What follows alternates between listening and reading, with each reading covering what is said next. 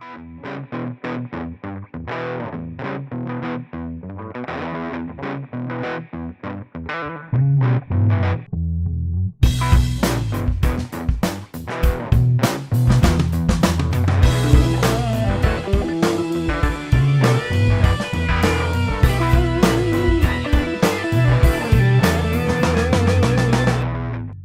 welkom by hierdie week se episode van C'est la vie. Gerard het Sondag in Namibië bedien, so dit is die rede hoekom ek vanoggend in sy stoel sit. Die afgelope paar weke was ons besig met 'n reeks waar ons groot vrae oor God gevra het. Onder andere, is God regtig almagtig? Is God regtig regverdig? Is God regtig alwetend? En Koos en Gerard het ook in C'est la vie verder elke week daaroor gepraat. Gister het Koos gepraat oor ewige verlorenheid. Dis baie moeilike konsep as mens baie keer sê God is God van liefde.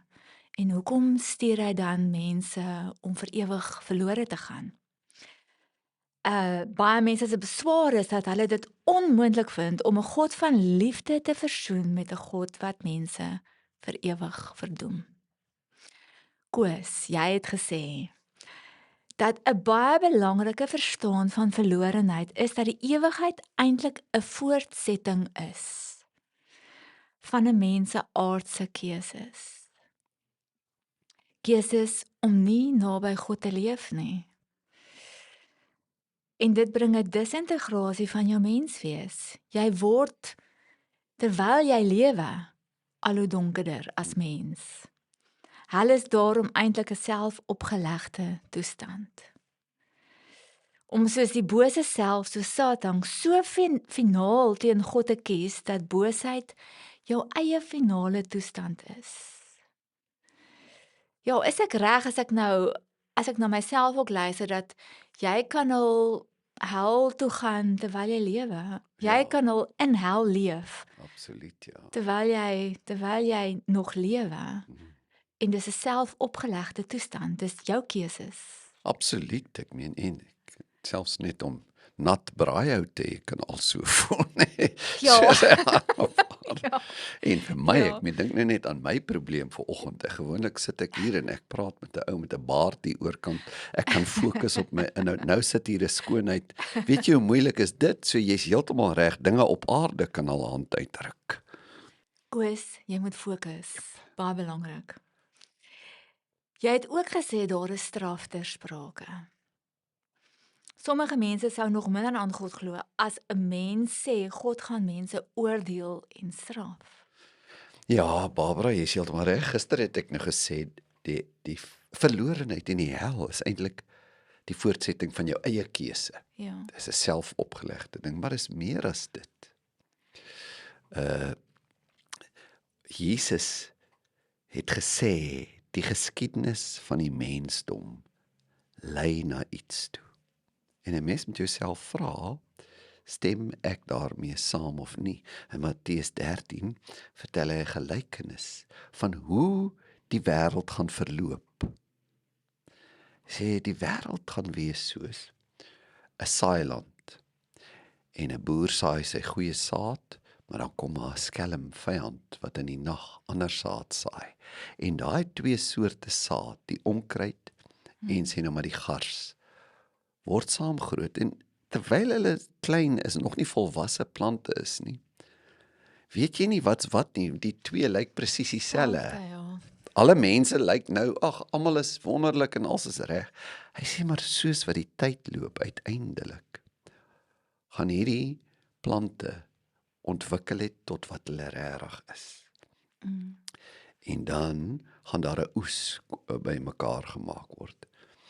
En 'n mens moet vra, glo ek hierdie, dat die duiwel ook saad saai in mense.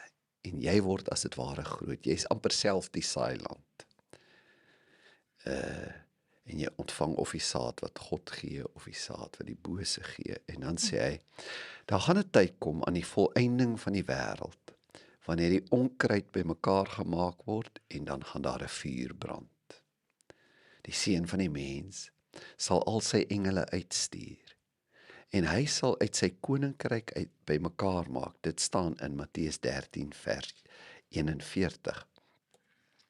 Uit sy koninkryk bymekaar maak, al die struikelblokke en die wat ongeregtigheid doen, en hulle in 'n vuuroond gooi.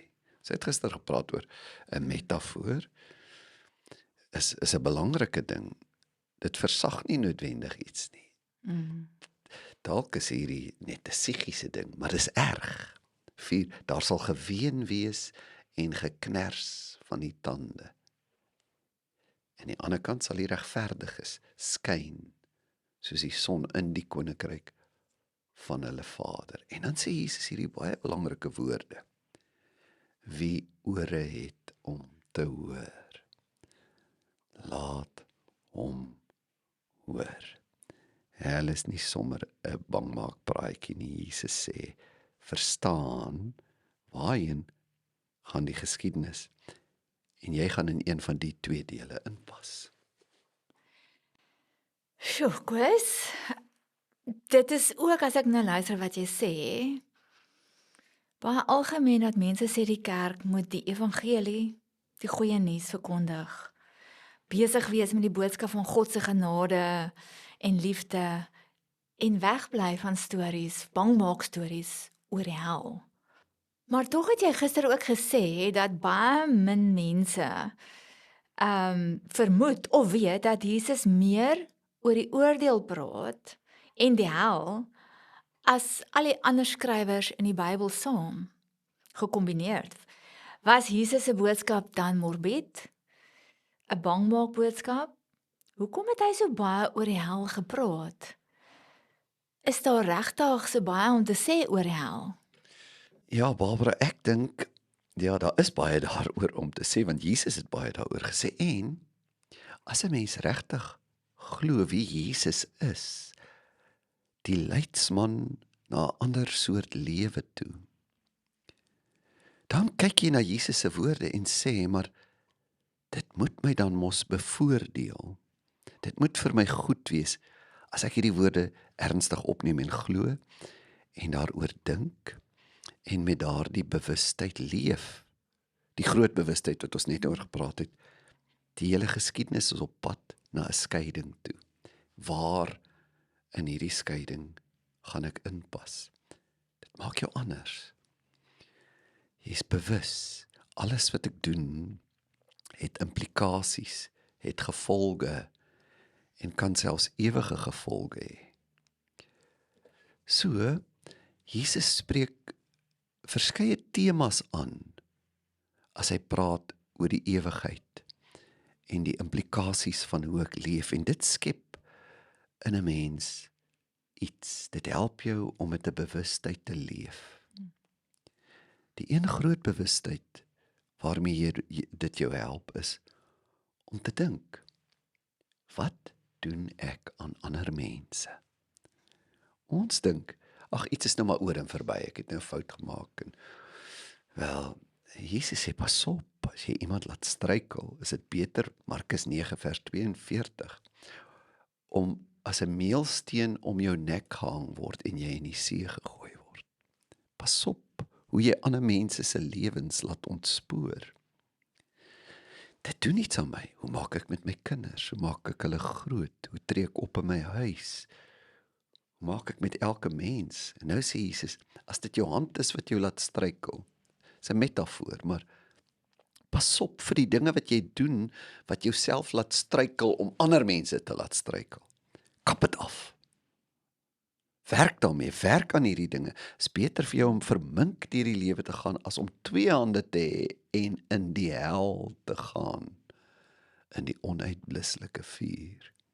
Dis baie grafiese woorde. Jesus wil hê jy moet ernstig wees, baie ernstig. Hy sê, waar hulle wurm nie sterf en die vuur nie uitgeblus word nie. En so gaan hy aan, as jou voet jou laat struikel, as jou oog jou laat struikel.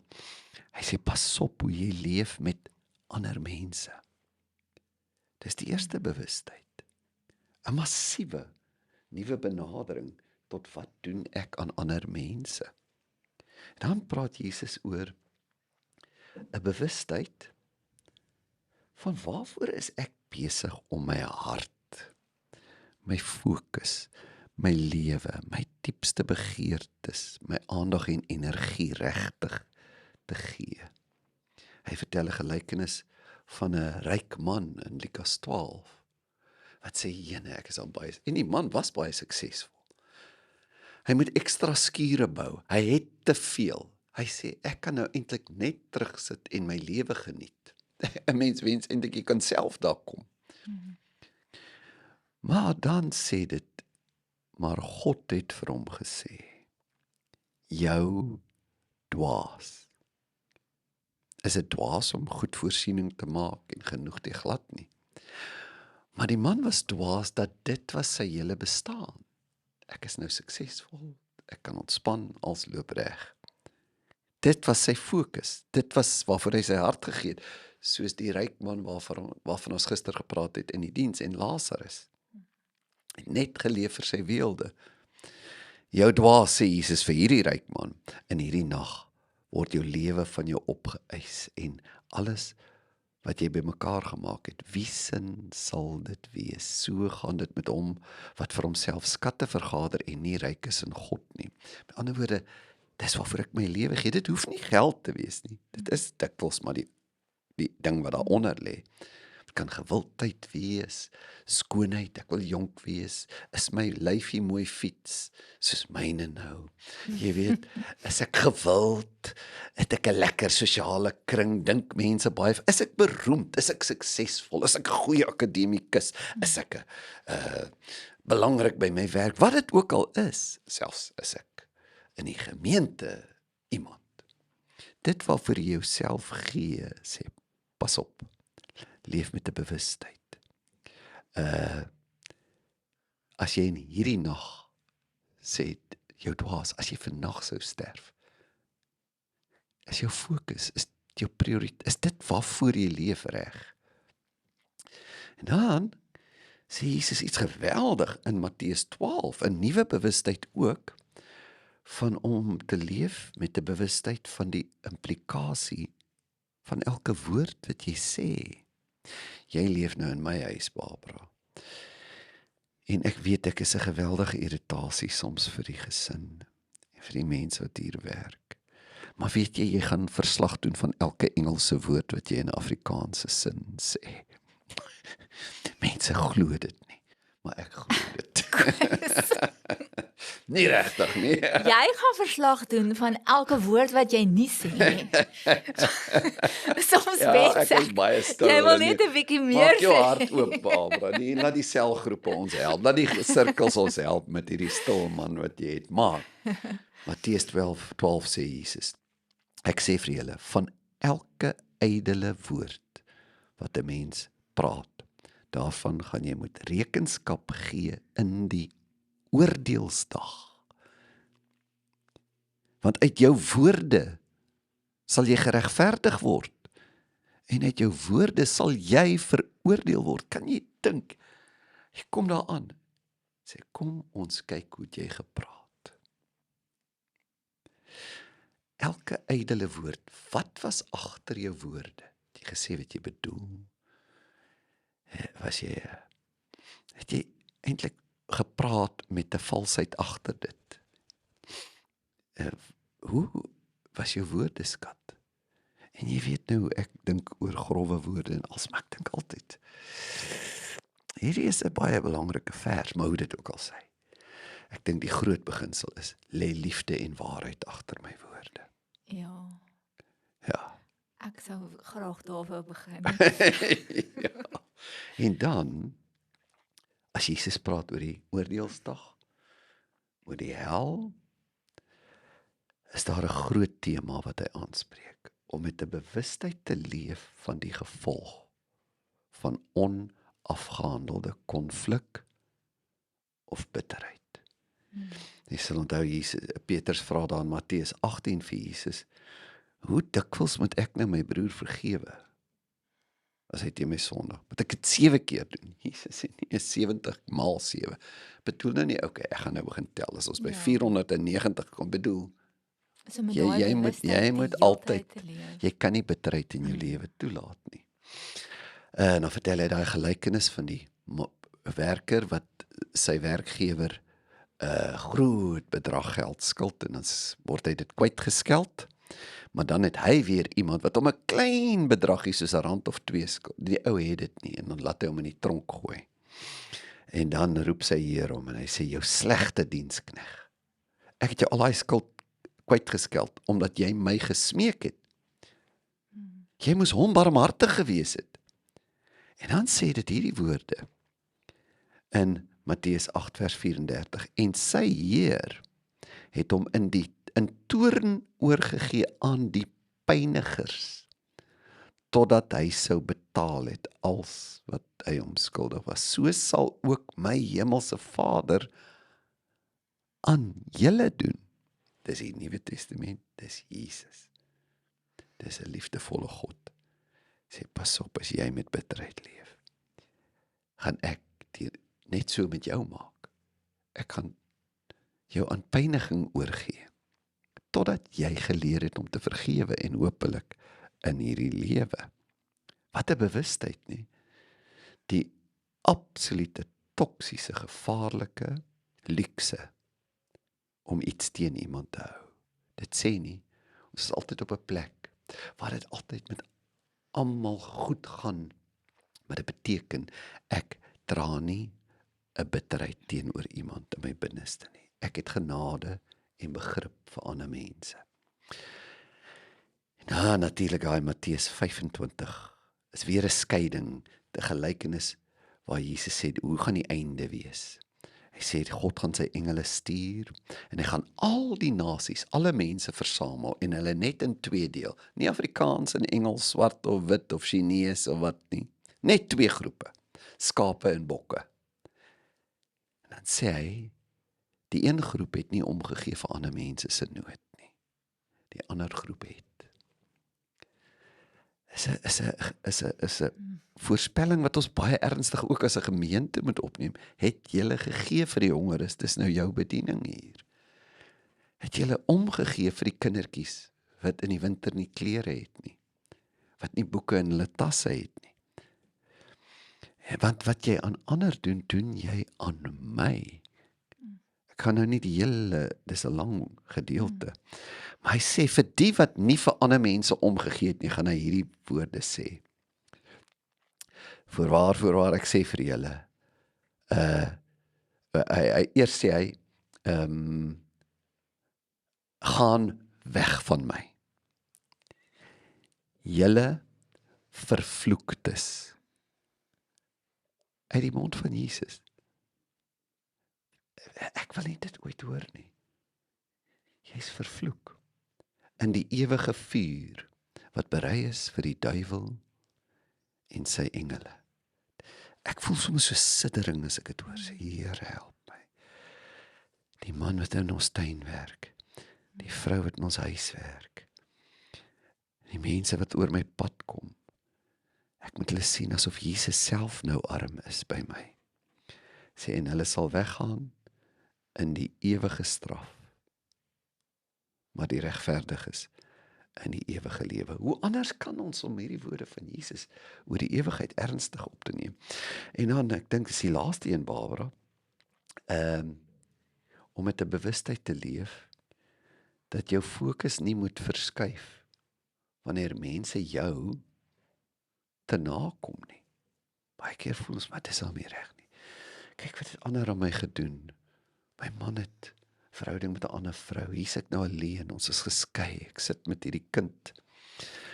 Of hierdie groot finansiële bedreiging, hierdie mense het my ingeloop, ek verloor alles. Hoe gaan ek deur die lewe kom? Jesus sê, hoor hier, moenie vrees as mense goed aan jou doen nie. Selfs as jy as gelowige moet staan vir 'n saak. Moenie bang wees vir die aardse implikasies nie. Hy sê, as mense jou verwerp oor jou geloof en omdat jy getuig, hy sê hou aan. Wat ek vir jou in die donker sê, vertel dit in die lig.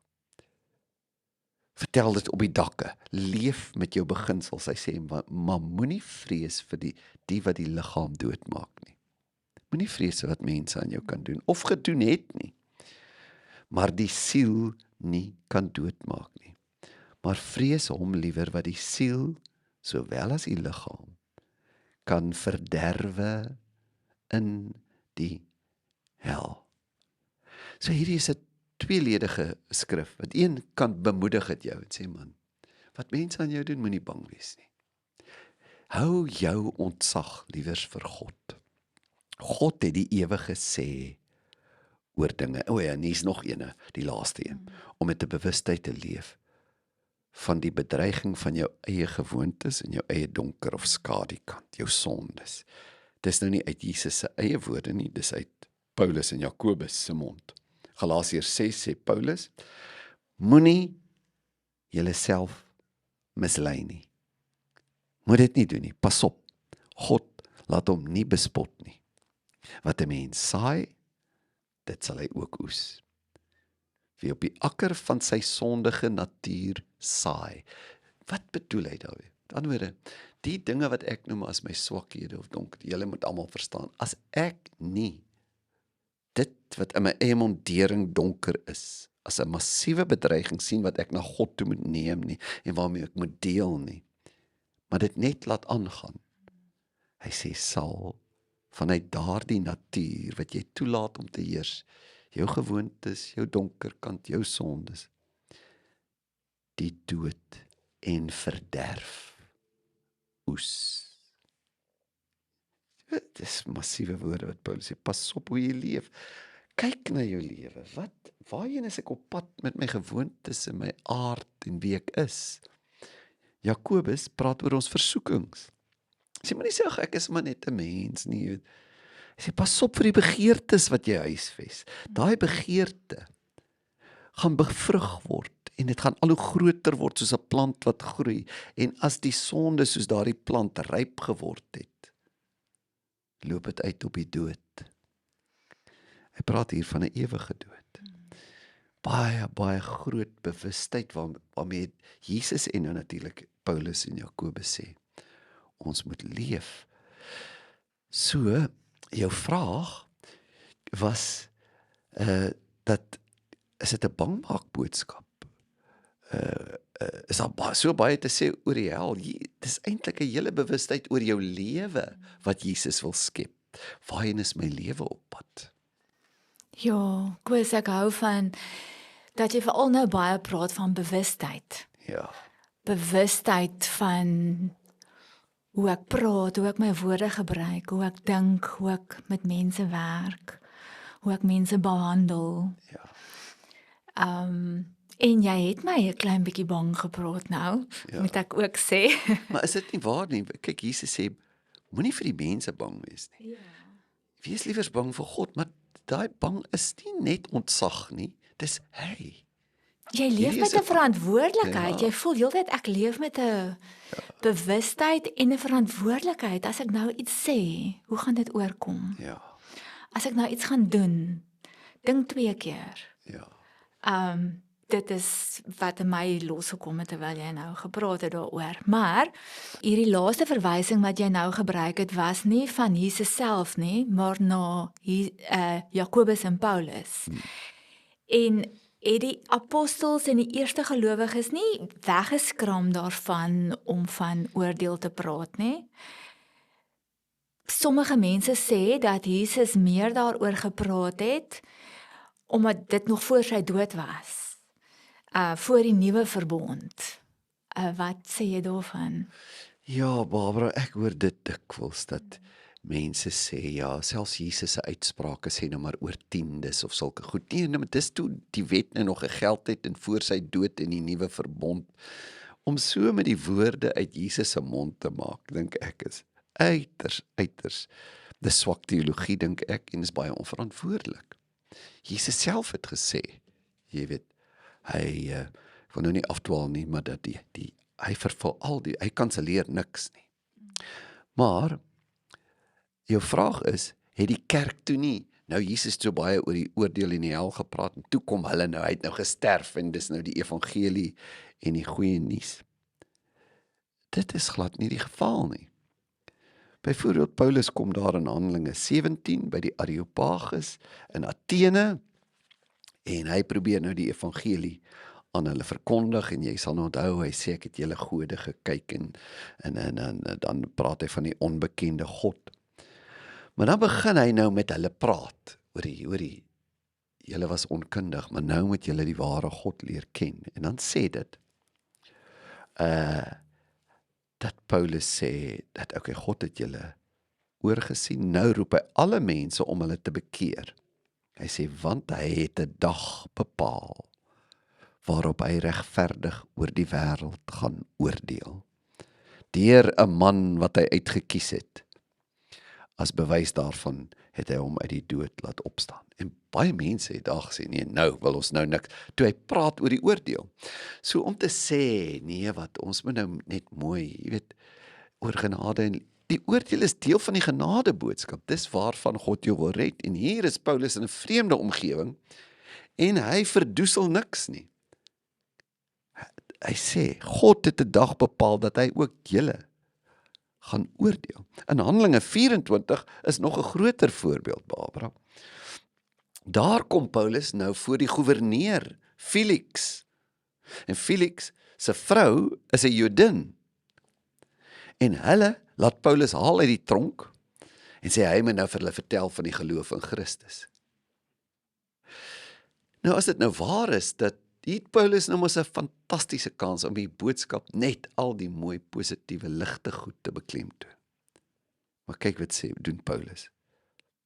Toe Paulus praat, sê vers 25 van Handelinge 24, oor geregtigheid en selfbeheersing en die toekomstige oordeel, het Felix baie bang geword en geantwoord, gaan maar eers, gaan vir hierdie keer heen, en as ek 'n geleentheid vind, sal ek jou laat roep. Jy lees nooit weer van Felix in die Bybel nie. Ons weet nie of Felix ooit weer 'n kans gehad het, maar Paulus het nie weggeskram sê, dis die realiteit.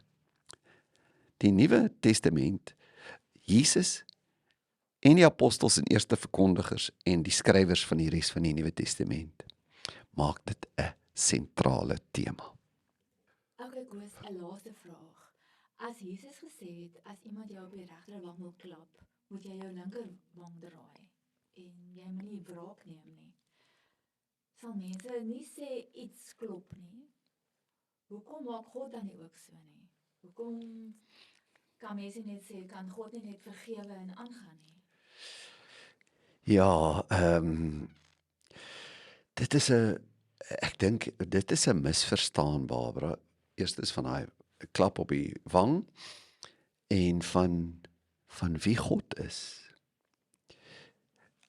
Is dit nie so nie, dat ons dink, selfs in hierdie lewe, dat 'n verkragter moet hof toe. Hy moet straf kry. Niemand van ons sê, nee, dis verkeerd nie. Ag nee man, sê net vir die ou, hy moet dit nie weer doen nie. 'n Moordenaar, iemand wat jou goed vat, jy voel jy wil jou goed terug hê. Ek dink Jesus praat nou daar ook weer in prentjietaal, in oordrewe taal. Hy praat eintlik van om met die bewustheid te leef dat jy self gaan nie alle dinge reg kan stel nie. Jy gaan nie die oordeel kan vel uiteindelik nie. Jy het nie die vermoë om die wiel altyd te laat draai en reg en geregtigheid te laat geskied nie, maar moenie moedeloos word nie. God het die vermoë. Byvoorbeeld, Paulus sê so in Romeine 12, moenie self wraak neem nie, vers 19. Maar laat dit oor aan die oordeel van God. Hy sê nie, moenie self wraak neem nie, want God neem ook nie wraak nie. Hy sê, nee, daardie taak is te groot vir jou, maar berus jou daarin. God het gesien toe hy jou op die linkerwang klap. Hy sê, daar is immers geskrywe, sê Paulus, dit is my reg om te straf, ek sal vergeld, sê die Here. So die Christelike geloof is nie so 'n sissie geloof. Het sê, nee, wat laat maar als net gaan, want God laat als gaan nie. Nee, laat dinge gaan wat jy weet, ek het nie hierdie vermoë nie. Selfs 'n aardse hof het nie hierdie vermoë nie. Die man het my kind vermoor, en nou sy na 8 jaar weer uit die tronk uit, sê, laat dit gaan. Bid dat hy tot bekering kom, maar los die reg om te vergeld in God se hande, hy weet hoe. Soveel so, dat in Openbaring 6, dit vir ons 'n prentjie van die hemel gee. Hy sê, daar selfs mense in die hemel, watter mense? Die mense, wat in hierdie lewe doodgemaak is, omdat hulle van God vertel het, martelare. En deur die kerk se geskiedenis is miljoene mense doodgemaak vandag nog. Hy sê, wat doen hierdie mense daar in die hemel? Hy sê hulle is besig om vir God te vra, hoe lank, o heilige en waaragtige heerser, wanneer sal u ons bloed oordeel en wreek op die mense wat dit gedoen het? Kan jy glo, binne in die hemel? So dis nie, die Bybel sê nie, want daar anders leef ons met iets wat uit lid is in die binneste. God sê vir my, los maar net die onreg. Sien dit net oor, want ek sien dit oor. Hy sê nie dit nie. Hy sê nie, wag, weet ek is ek, dis nie te vergeefs om te glo reg en geregtigheid sal skied nie. Maar los dit in my hande. En 'n ander voorbeeld daarvan is natuurlik in 2 Tessalonisense, waar Paulus met die gemeente praat. Hy sê, julle die gerug oor wie julle is, loop die hele wêreld vol, hoe julle vervolging en lyding moet verduur. Hy sê, ja, dit is my so inspirasie, en dan sê hy, maar dis alles 'n bewys van die regverdige oordeel van God. Hy sê, God is regverdig, vers 6. Die mense onder wie julle nou so ly, hy sal hulle straf. Hy sal aan julle lyding 'n einde maak. Hy bedoel aan die einde, maar ook in hierdie lewe dikwels. So, nêrens sê Paulus hier, ag toe maar, vergewe hulle net en gaan aan en wees maar net soetjies nie. Jy moet nie 'n bitterheid in jou hart hê nie. Maar jy moet nie sê, ag wat, onreg kan maar aangaan nie. Ons glo in 'n boodskap van vergifnis nie.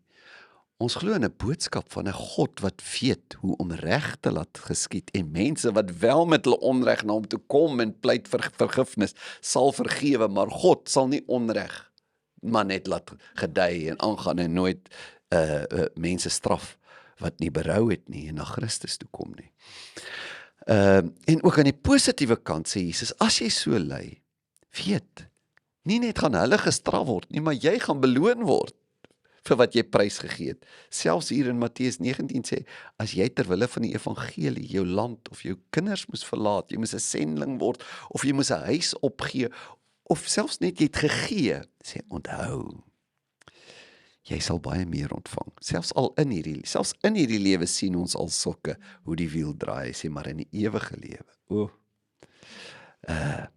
En hy sê, daar gaan baie eerstes wees wat laaste is, die wiel sal draai. As ek jou in die rede kan val, wat ek nou hoor, is vir my baie bevrydend ook, want ek dink mense kry dalk mense met meer so geaardheid of nie so geaardheid nie, maar jy het so half 'n regverdige streep ja nee, in ek jou. weet dit baie goed. Ja, van dinge, jy wil alles uitsorteer en dis nie reg nie. Hoekom ek sê is baie bevrydend, want jy kan nie. Ja. Ek dink jy sal siek word as jy Presies. alles wil regmaak wat nie reg is nie en wil uitsorteer en wil dit is nie regverdig nie en jy wil wraak neem want dit wat gebeur het is nie reg nie. Maar en dis nie maklik nie, dink ek, maar om te sê in hierdie pyn en in hierdie goed wat jy raak sien wat nie reg is nie, om te kan oorgee vir die Here en te sê, Here, maar ek weet U sien dit. Ek kan dit nie regmaak nie. Maar U sien wat hier gebeur en ek gee dit vir U, want U is hierdie God wat hierdie goed sal regmaak. Ja, laaste opmerking wat ek wil maak, Barbara, jy is heeltemal reg. Om te sê, ek kan nie in God glo nie, want as hy liefdevol is, sal hy nie straf nie. Ja, Ek wil net dit andersom sê. ja. Ek kan nie in 'n God glo wat nie ongeregtigheid sal straf nie, ook my eie ongeregtigheid, en daarom gaan ek na Christus toe. Om te sê ek wil 'n God hê wat nie straf nie, is om te sê, ja, ek sal selfs die duiwel self, ek sê, ag, sies tog, vergewe hom nou maar. Hy sê nee, daar's 'n plek vir die duiwel. Die duiwel en alle mense kan ook, elke lewende wese met 'n vrye wil kan oor 'n Rubicon gaan, waar die lig waarmee jy geskep is so finaal verwerp is dat jy self duisternis geword het en wil ons hê boosheid moet maar net gelos word. Laat dit aangaan. Nee, Openbaring 20 vers 10 sê en die duiwel wat hulle verlei het is in die poel van vuur en swaal gegooi waar die dier en die valse profeet ook is. Daar sal hulle dag en nag gepynig word tot in alle ewigheid. Die wiel gaan draai. God is goed. God is waar. God is regverdig. En ons het 'n kans om saam met hom te leef en nie verlore te gaan nie. Sjoe, jy gee ons baie om aan te dink en om oor te praat. En as ons kyk na die tema waaroor jy nou gister gepraat het, kan 'n liefdevolle God, maar vir my eindig dit by als eintlik. Dis juis omdat hy so liefdevol is. Mens moet net dit verstaan. Ja. Ja.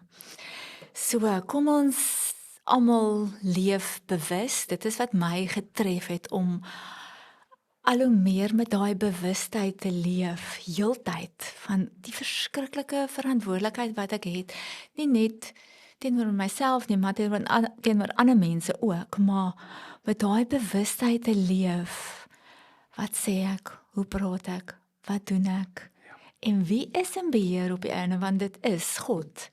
As dinge dan nie gebeur soos wat ek dink moet gebeur nie, as mense nie gestraf word soos wat ek dink hulle moet gestraf word, of dan gee ons dit oor aan God, want hy sien alles. Ja.